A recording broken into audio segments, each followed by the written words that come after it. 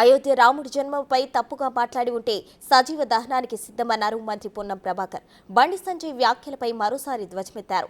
కేవలం రాజకీయ లబ్ధి కోసమే తన తల్లి గురించి ఇష్టానుసారంగా మాట్లాడుతున్నారని ఆవేదన వ్యక్తం చేశారు. కుటిల పాలిటిక్స్ కోసం రాముడిని సైతం లాగుతున్నారని ధ్వజమెత్తారు. బండి సంజయ్కు భిక్ష పెట్టింది తాను కాంగ్రెస్ కాదా అని నిలదీశారు. ఇక అనుచిత వ్యాఖ్యలు చేసే బండి సంజయ్ లాంటి వారి పట్ల తెలంగాణ ప్రజలు ఆలోచన చేయాలన్నారు. 3 సార్లు ఎమ్మెల్యేగా పోటీ చేసి ఓడిపోయిన బండి సంజయ్ తన గురించి మాట్లాడే అర్హత లేదన్నారు. ఎంపీగా ఉండి హుస్నాబాద్ నియోజకవర్గంలో ఏం వెలగబెట్టావో చూపించాలని డిమాండ్ చేశారు. సంజయ్ గారు ఏ తల్లి అయినా నవమాసాలు మోస్తే ఒక బిడ్డను కంటది. అటువంటి తల్లిని అవమానపరిచే విధంగా మాట్లాడు. నా తల్లి కావచ్చు, నీ తల్లి కావచ్చు, ఏ తల్లి అయినా. పైగా బతుకున్న నా తల్లిని ఆత్మక్షోభిస్తుందని మాట్లాడుతున్నాను. నేను రాజకీయ లబ్ధి అంటున్నాను. ఆ వీడియో చూస్తే మీ తల్లిని స్పష్టంగా చెప్పిన తర్వాత కూడా నేను ప్రశాంతంగా ఇది మంచిది కాదు అని చెప్తే కూడా మళ్ళీ హుస్నాబాద్ చౌరస్తాలో నా తల్లి ఆత్మక్షోభిస్తుందని మాట్లాడతావా? నేను తెలంగాణ ప్రజలను కోరుతా ఉన్నా, భారతీయ జనతా పార్టీ నాయకత్వాన్ని కోరుతా ఉన్నా. తల్లి మీద ఇటువంటి మాట మాట్లాడిన ఈ పార్టీ నాయకులు ఏం మాట్లాడతారు? ఇలా నా తల్లి కాదా? ఇలా ఈ విధంగా 9 మాసాలు మోసి కంటే నా తల్లిని అవమానపరుస్తావా?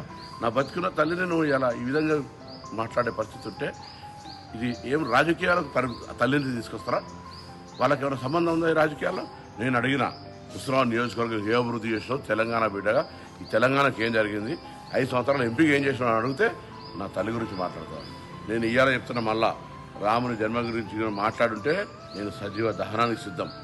రాముని ఆరాధిస్తున్న వ్యక్తి చెప్పి రాముని రాజకీయాలకు తెస్తావు, రాముని అనవసరంగా వాడుకుంటారు. నేను అక్షంతల గురించి మాట్లాడితే పత్రికలు రాయకపోతుండేనా? నా మీద మీరు పత్రిక అనవసరమైన మాటలు మాట్లాడతారు. ఇంత చౌకబారు, ఇంత చిల్లర. నేను ఇలా వెజిటేరియన్, భక్తుని, హిందువును. రా, పొద్దున్న లేస్తే మాంసం లేని బతుకో, మందు లేని బతుకో. నేను మందు దాగా నాన్ వెజిటేరియన్ తినా. This is Ponnam Prabhakar. తల్లి అంటే ఇవాళ కూడా నా తల్లి నన్ను రోజు ఆశీర్వదించి ఎక్కడున్నా రోజుకు 4 సార్లు మాట్లాడుతుంది, బిడ్డ తిన్నావా అని. దట్ ఇస్ తల్లి. నా తల్లిని అవమానపడతావా? నా తల్లిని అవమానపడతావా బిడ్డ? చెప్తా ఇలా నన్ను అడుగుతున్నావు. నేను ఎంపీ ఓడిపోతే, ఎంపీ గెలిస్తే నువ్వు మంత్రి రాజీనామా చేస్తావు.